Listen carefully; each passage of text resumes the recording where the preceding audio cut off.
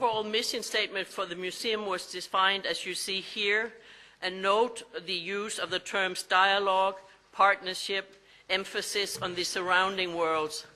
And this overall statement was expanded through a series of statements that explore the meaning of cultural participation and clarify the responsibilities of servicing culturally diverse communities for the different sectors of the museum. For research, it was ran like this, and you notice, of course, interdisciplinary as a key concept. More unusual at the time is the principle of supplementing traditional academic disciplinary knowledge with a more subjectively founded knowledge. And for exhibitions, note here the plurality and the ambiguity, but also the strong emphasis on the unique power and poetry of museum objects. Given the strong political background and grounding of the museum, it was essential for us to avoid resorting to empty rhetoric or ideology or just big political words on the wall. Ethnicity at the Museum of World Cultures was seen as just one among many other dimensions of diversity, and these dimensions were treated as a whole, as a richly intertwined, interdependent, and interrelated totality.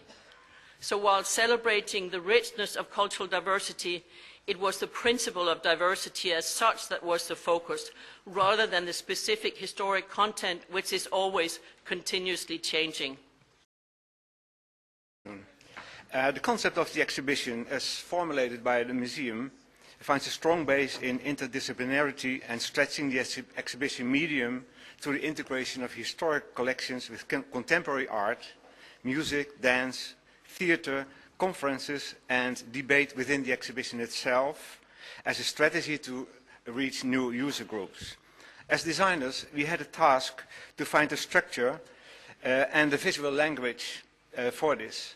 Although the exhibitions include more than 800 objects of archaeological, historical, archival, and contemporary significance, the main message could be described as the story of the diversity of cultures across the globe that have been influenced and historically linked to societies on the African continent.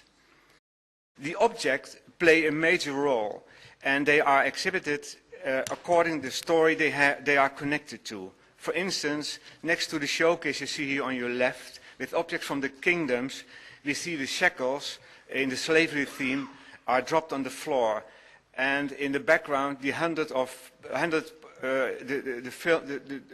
slideshow of 100 photo stills taken at the shore of Gorée are showing the clean facts and figures that are connected to the slavery history.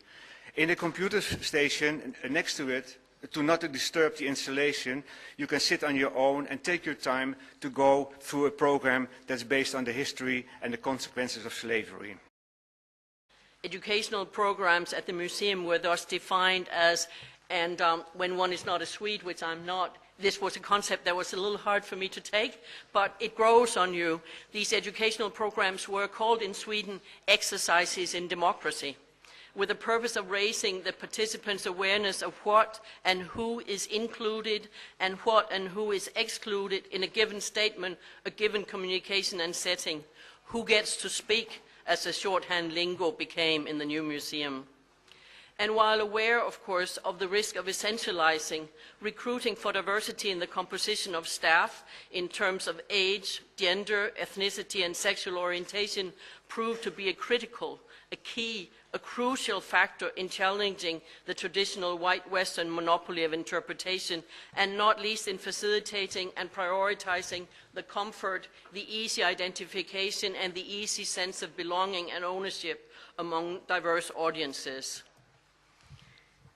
In increasingly complex and diverse societies, the relationship between majority and minority cultures becomes a correspondingly complex web of, as someone interestingly expressed it, multiple mainstreams and countless countercultures. It becomes a web of interrelated and simultaneous modes of integration and assimilation, of opposition and resistance, of dissent, disagreement, and conflict. In a pluralistic society, agreement and inclusion entail a continuous process of negotiation in often contradictory and contested mutual processes. the greater the diversity in society, the greater the range of cultural differences, the more difficult, but also the more acute are the responsibilities and accountabilities towards the inclusion and the rights of the other. And being perceived as the other is obviously what this, and I'm sorry you can't see how funny this production was, but it was exceedingly funny, is what this multi-layered conversation, which you see on the screen, was about. The high visibility or even conspicuousness of speaking a foreign language and being black in white Sweden, and of relaxing into a greater ease in the more cosmopolitan or multicultural environments of, for instance, London and Paris, as you saw them talk about. But then they deliver the ultimate humorous punchline of any provincial native-born Swede, that nowhere do you feel more foreign than in the capital, in Stockholm as the capital of Sweden. So again, layers and layers and layers of these intertwined identities. For the museum, for cultural institutions in the contemporary setting, the risk, the dilemma is, of course, shifting from the traditional figure of the excluded other, slipping into unconsciously, unwittingly, not on purpose, slitting into the neo-colonial oxymoron of the included other, that ostensibly the museum is addressing and including the other, but on terms that firmly maintain the rules, the values, the power of the institution and its embeddedness and belief in European supremacy, and do not, in fact, empower the culturally diverse communities. Thank you.